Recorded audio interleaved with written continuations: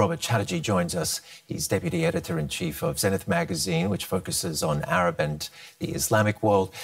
The German Chancellor, Friedrich Merz, has said Israel is doing the dirty work for the entire West by attacking Iranian nuclear sites. Is that how you see it? Well, it's a devastating statement from the Chancellor that which he totally abdicates any kind of leverage to play any role, to be honest, in this ongoing conflict. And it certainly reminds one of the circumstances about like 2 decades ago, and the stark contrast to when then Foreign Minister Joschka Fischer actually asked for some evidence, which Friedrich Merz has not done. He was informed about the attack probably in the middle of the night last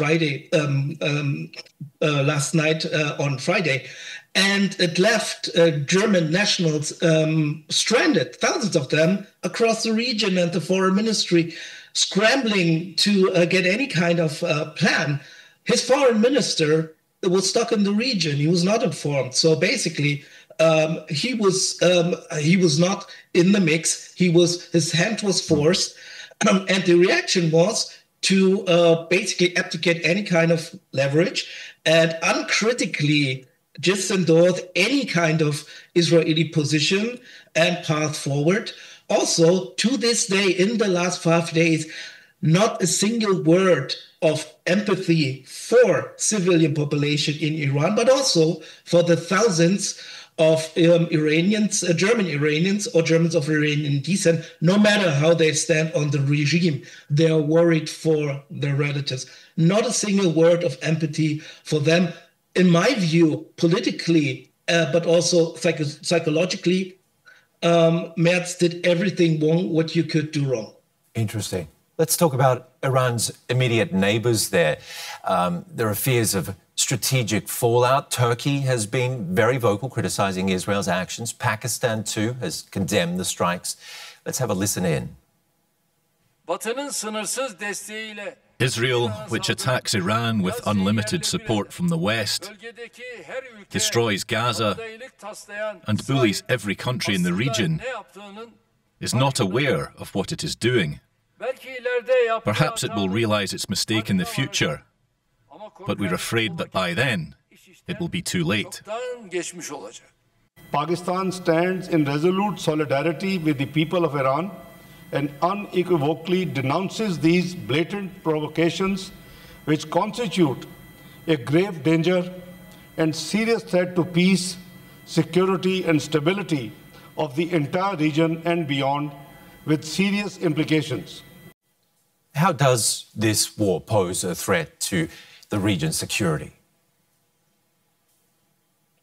Well, as you see, this war reverberates through all the world, especially, of course, the Middle East, but also adjacent region.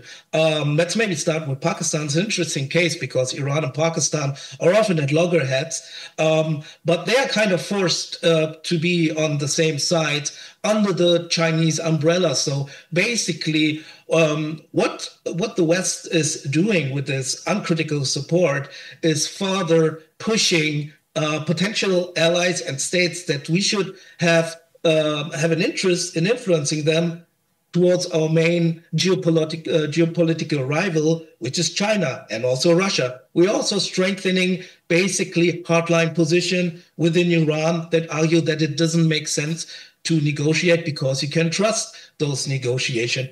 As it comes to Turkey, Turkey is one of our major interlocutors with the region. It is part of the region, but it is also part of Europe, and it has its own problems. And of course, our criticism of politics and especially civil rights, for example, in Turkey, runs deaf if we don't address the wider issues in the Middle East. So the erosion of Western credibility is continuing, and this reduces our ability to influence other countries or ask for human rights or international order to be upheld. What Friedrich Merz did was basically just doing away like casually with support for the international order, and this will have repercussions. And just shortly, very shortly,